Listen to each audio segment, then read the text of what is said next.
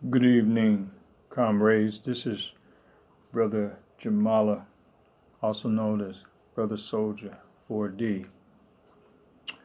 We've been talking about the price of loyalty, which also goes hand in hand with the price of being disloyal, which also goes hand in hand with the price of being cowardice. The latter two have no place in the African struggle. It has had a tremendous impact, negative impact on us being catapulted into slavery and catapulted into colonization. It has been a tremendous instrument used against us. Our disloyalty and our cowardice toward our own brother, traitorous ways, is a very lucrative weapon in the hands of an outside predator or an outside enemy. You could be manipulated so many different ways. Money bribes, threats of promises of success. But one thing we want to keep in mind, that when you are loyal to your heritage, you loyal to your people, when you learn the truth about your people and know that your people come from kings and know that your people made contributions to world scholarship and that we weren't just running through the jungles aimlessly naked with a bone in your nose and aimless life, running, chasing lions and stuff. When you find out what that really is about, you can begin to take pride in something. You begin to have a collective self-esteem that's worthy to see your brother in a different light, to see them in a favorable light, to see your color as a blessing from God, to see your beauty, your hair texture as a blessing, to see that you have something for which to love and to cherish. And when your enemy sees this, the enemy is afraid. He sees you strong like that and he sees you got self-love, he's afraid. Because predatory systems and oppressors thrive off of the opposite, off of your self-hatred. A lot of times black on black violence is a direct outcome of white over black domination. Why is that so, Brother Soldier? Because there is a taboo in society against us taking out our frustrations as black African descendants on white European descendants. There's a prohibition. There's a punishment that comes out of that. Regardless of the rules and the laws that are written on the books, when you go against that, they come out as an outcry and rage when you do that, because you're out of your place. You're doing something that you had no business having the courage to, or the audacity to do. I don't want to say courage, but the audacity. How dare you? There was one time we couldn't even look our oppressors in the eyes. We couldn't even look and talk straight to them. We had to bow and buck, bow our head. Well, those days have passed, but seems like they want to come back. They wanted to get it back like it was. Some of these people out here don't like you carrying yourself with your head up. They're ready to pull you over. And all they look at, some of them just looking for an excuse. They're just hunters. And there's a prohibition against taking out your frustrations on that race. So many of our cowardly brothers in our ranks, they turn on each other. They go and they start pushing each other around. They displace their aggression on their own people, because they would dare do that to across the board. Let's just say across the board. Why is it always black on black? Because there's reprisals in the system that says you better not do it. Punishments come out. Now, if they equalize everything to where every man gets the same thing, and you might see a shift in that.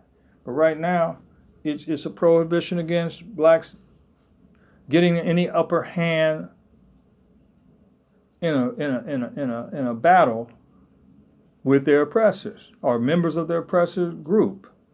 So you're in a rock and a hard place. Like I said in the previous video, you're between a rock and a hard place. And when you make decisions have to be almost life and death choices, or freedom and versus incarceration choices, because you really don't have much latitude. It's a straitjacket type of life that is set out for the black male. In the book of Exodus, they talk about let's deal wisely with the children of Israel, lest they multiply, join another nation, and come against us militarily. They're looking at the threat that the young male will have if he multiplies. And so they spare the female, but they kill the male. They put restrictions on the male.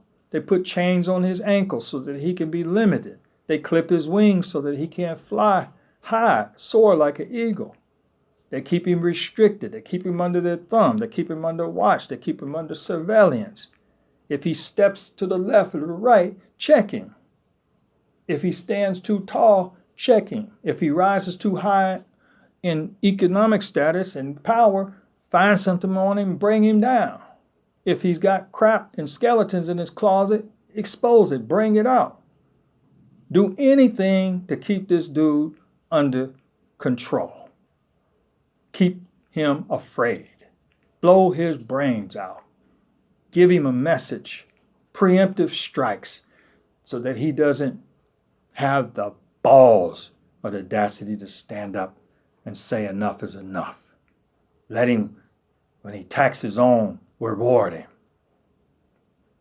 Or just don't say anything at all. Or give him a slap on the wrist. But if he comes against those that the prohibition is against, let all hell break loose on him.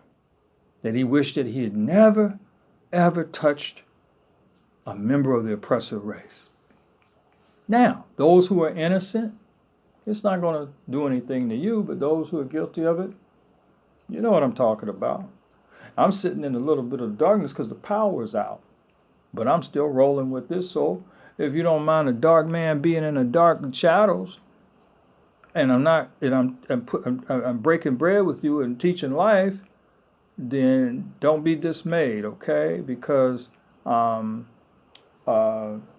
this is part of the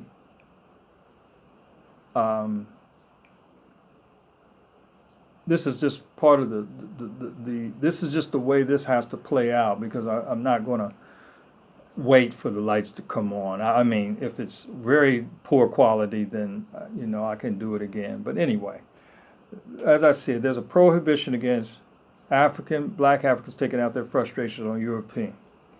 Even though the law stands for everybody, there are just those factions out there that just can't seem to let that be fair for all men. So you reap what you so the price of being disloyal, or the price of being loyal, you reap what you sow. So, in saying all of that, we want to be strong. We want to be righteous. We want to be proper. We want to be a blessing. We want to be good people. And we're not going to get that going against God's laws and going in the way of wrong. And it says, render to Caesar things that be of Caesar and God to God. So don't break Caesar's laws. I mean, as far as, just being an upright man. And so when it comes time for you to represent, whichever way that is, you represent. Okay? Meaning that if you're a judge in the law, represent. If you're an attorney, represent. If you're a police, represent. If you're a member of the African race, represent. Don't be ashamed. And never put your foot in put the foot on the neck of your people, or anybody, particularly your own people.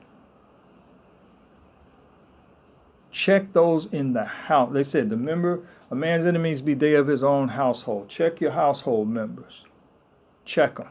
Make sure that they represent what they're supposed to represent.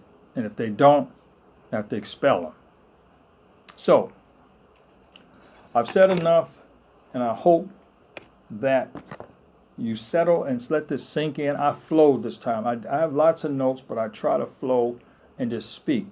The next time I probably come with a few sources that I want to use that back up some of these type of things that I just spoke about. Okay, some sources that we can go to. And so, in saying all that, I will conclude here and say, man, know thyself. As Imhotep said, and keep your head up and keep God in your life. Keep him on the throne of your heart, that these evil things may not come about you and subdue and conquer you. And if they have come, ask God to make a way for you to climb up out of that situation. Peace, love, and God bless.